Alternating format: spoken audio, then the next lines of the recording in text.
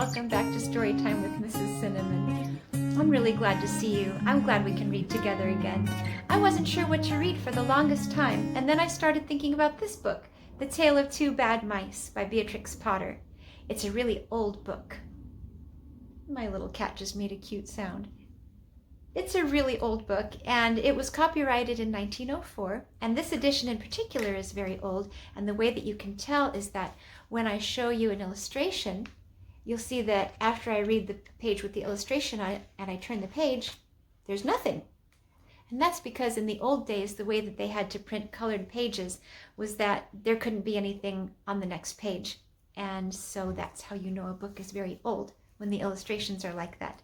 Also, this book has some unfamiliar words and phrases. I thought maybe we should talk about those before we read the story so you can understand it better. One of the words you might not have heard before is perambulator. That's a weird word. It sounds like something from a science fiction story or maybe a scientist's laboratory. But it's just a baby buggy, a baby stroller. That's all. Another word that maybe you're unfamiliar with is muslin. Muslin curtains just means cotton curtains. An oilcloth is not an oily cloth. It's a piece of cotton that's coated with a linseed oil preparation to make it shiny and waterproof, like a raincoat. And a cheesemonger. A cheesemonger is someone who specializes in selling cheese. A bolster is a cushion, or maybe a mattress. I think it's a mattress in this book. And another thing you might be confused by, if I don't explain it first, is that the mice come up to a door and they find out that the door was not fast. That doesn't mean it was a slow door. That just means it wasn't locked. So, now that you know all about the old-fashioned ways that this book speaks to us, let's read it. The Tale of Two Bad Mice. The Tale of Two Bad Mice by Beatrix Potter. Oh. It has an inscription. It says, "To my other girlfriend from BL, February 1957.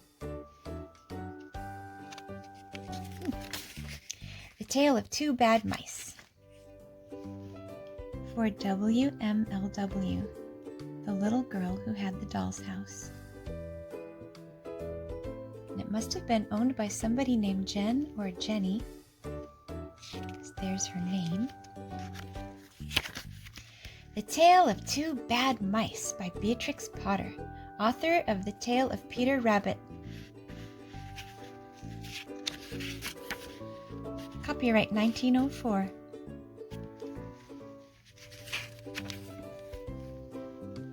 Once upon a time there was a very beautiful doll's house.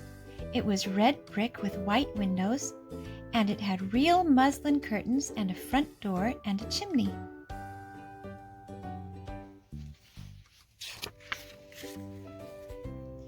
It belonged to two dolls called Lucinda and Jane. At least it belonged to Lucinda, but she never ordered meals.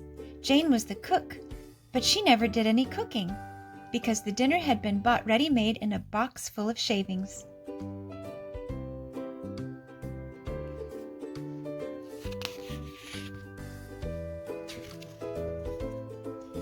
There were two red lobsters and a ham, a fish, a pudding, and some pears and oranges. They would not come off the plates, but they were extremely beautiful.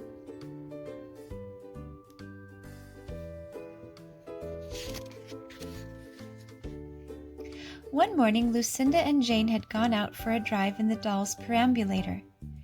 There was no one in the nursery, and it was very quiet. Presently, there was a little scuffling, scratching noise in a corner near the fireplace, where there was a hole under the skirting board. Tom Thumb put out his head for a moment and then popped it in again.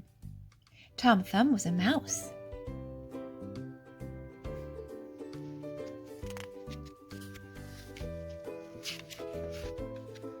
A minute afterwards, Hunca Munca, his wife, put her head out too, and when she saw that there was no one in the nursery, she ventured out on the oilcloth under the coal box.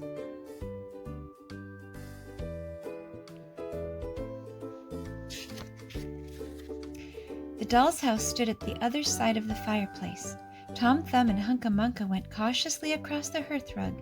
They pushed the front door. It was not fast.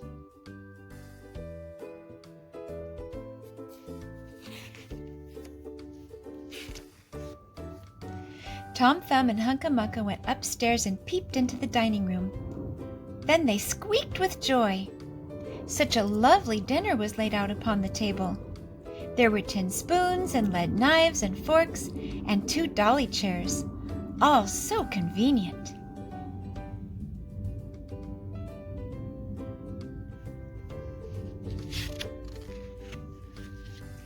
Tom Thumb set to work at once to carve the ham. It was a beautiful shiny yellow, streaked with red. The knife crumbled up and hurt him. He put his finger in his mouth. "It's not boiled enough. It is hard. You have a try, Hunca Munca."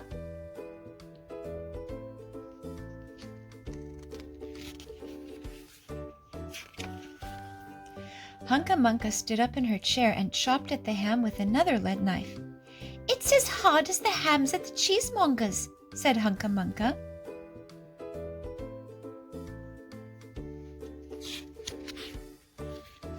The ham broke off the plate with a jerk and rolled under the table. "Let it alone," said Tom Thumb. "Give me some fish, Hunca Munca."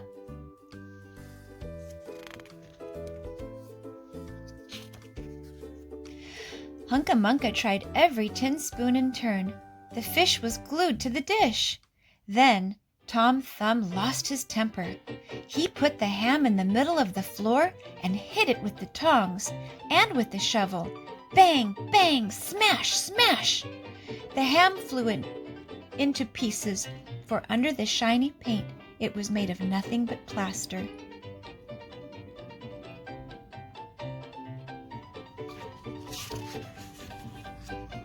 Then there was no end to the rage and disappointment of Tom Thumb and Hunca Munca.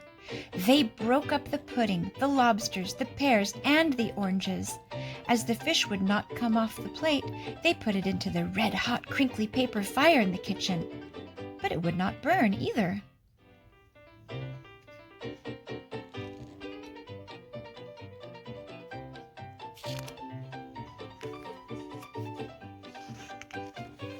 Tom Thumb went up the kitchen chimney and looked out at the top. There was no soot.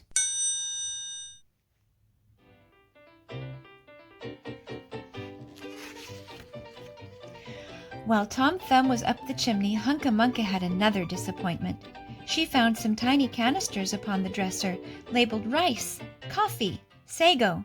But when she turned them upside down, there was nothing inside but red and blue beads.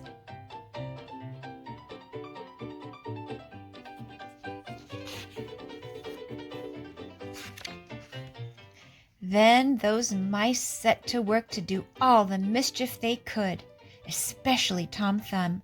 He took Jane's clothes out of the chest of drawers in her bedroom and he threw them out of the top floor window. But Hunca Munca had a frugal mind. After pulling half the feathers out of Lucinda's bolster, she remembered that she herself was in want of a feather bed.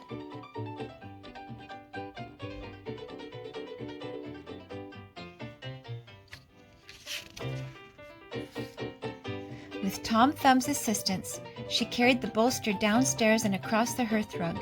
It was difficult to squeeze the bolster into the mouse hole, but they managed it somehow.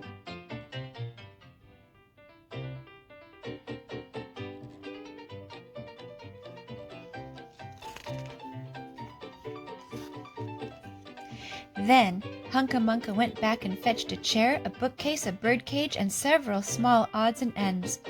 The bookcase and the birdcage refused to go into the mouse hole.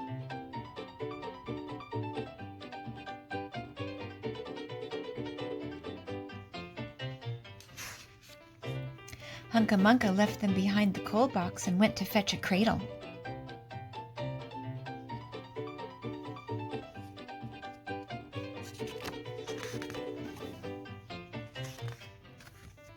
Hunca Munca was just returning with another chair when suddenly there was a noise of talking outside upon the landing.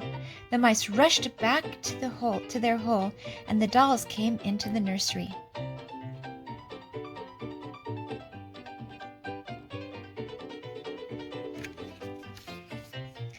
What a sight met the eyes of Jane and Lucinda! Lucinda sat upon the upset kitchen stove and stared, and Jane leaned against the kitchen dresser and smiled, but neither of them made any remark.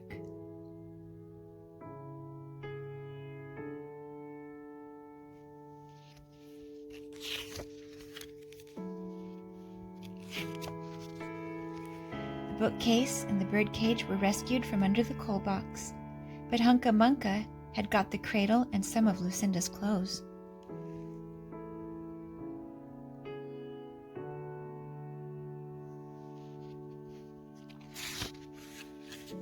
She also has some useful pots and pans and several other things.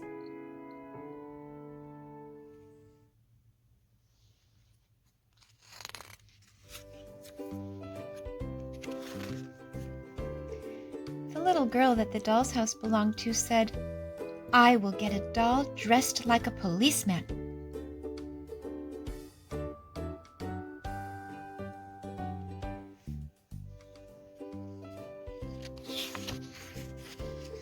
But the nurse said, "I will set a mousetrap."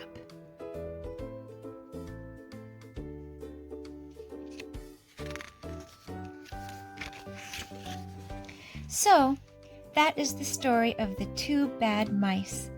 But they were not so very, very naughty after all, because Tom Thumb paid for everything he broke. He found a crooked sixpence under the hearthrug, and upon Christmas Eve, he and Hunca Munca stuffed it into one of the stockings of Lucinda and Jane.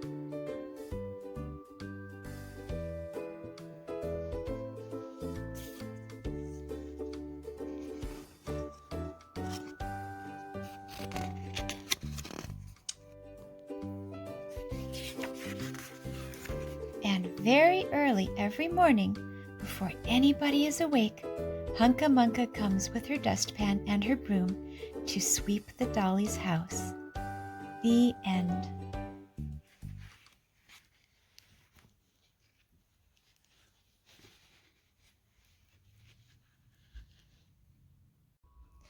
I really hope you enjoyed that story as much as I enjoyed reading it to you. Isn't Hunca Munca a funny name for a mouse? The first time I read the story, I had to laugh when I heard that name. Anyway, I liked the ending. I'm glad that those mice were able to make things right in the end. And I can't think of anything else to say. I hope you have a wonderful day, and I'm looking forward to the next time when we read together. God bless you. Have a wonderful day. See you next time.